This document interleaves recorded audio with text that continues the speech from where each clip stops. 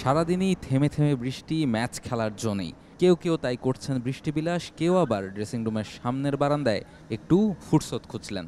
পাশাপাশি ফিটনেস নিয়েও কাজ করেছেন কেউ। এরপর সবাই মিলে দল হয়েই শুরু করলেন খেলা।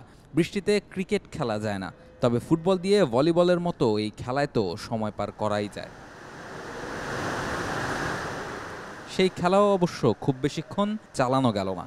মেঘ কালো হয়ে এলো, এবারে ঝুম বৃষ্টি। দৌড়ে এবার ড্রেসিং রুমে ফিরলেন এইচপি ও এ দলে থাকা ক্রিকেটাররা। চট্টগ্রামে 3 ম্যাচের সিরিজের চিত্রটা মোটামুটি এরকমই পুরোটা সময় জুড়ে। এমন দিনে চাইলে আপনি খিচুড়ি খেতে পারেন, কিংবা একটু বেলা করে ঘুমাতে পারেন, কিংবা ফুটবলও খেলতে পারেন। তবে ক্রিকেট খেলাটা এমন ওয়েদারে একেবারেই কঠিন। সেটাই হচ্ছে চট্টগ্রামে এইচপি এবং এ দলের 3 ম্যাচের টি-20 সিরিজে। ক্রিকেটাররা ফিটনেস ট্রেনিং করছেন, কখনো বা ভলিবল খেলছেন, কিন্তু যে 3 ম্যাচের টি-20 সিরিজ খেলার কথা সেটাই খেলা হচ্ছে না। ফলে অস্ট্রেলিয়া সফরের আগে যে ম্যাচ খেলার ঘাটতি, সেই ঘাটতি থেকেই যাচ্ছে।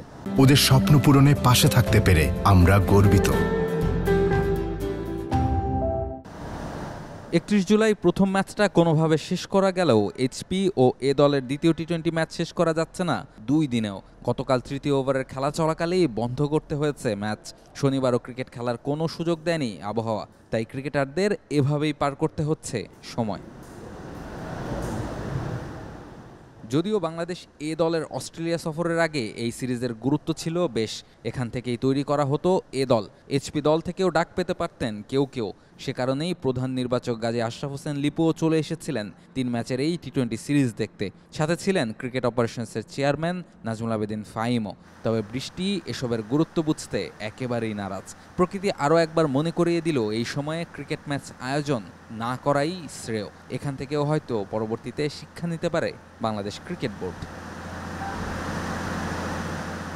চট্টগ্রাম থেকে Rahul Roy, T sports.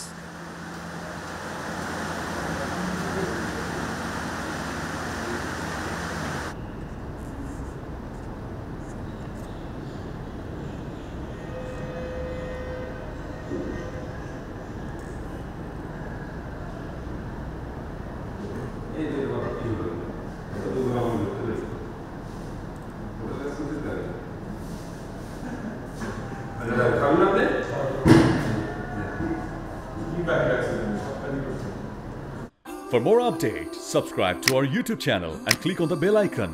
Follow us on Facebook and Instagram. Download T-Sports app to enjoy exciting games and highlights. Visit tsports.com.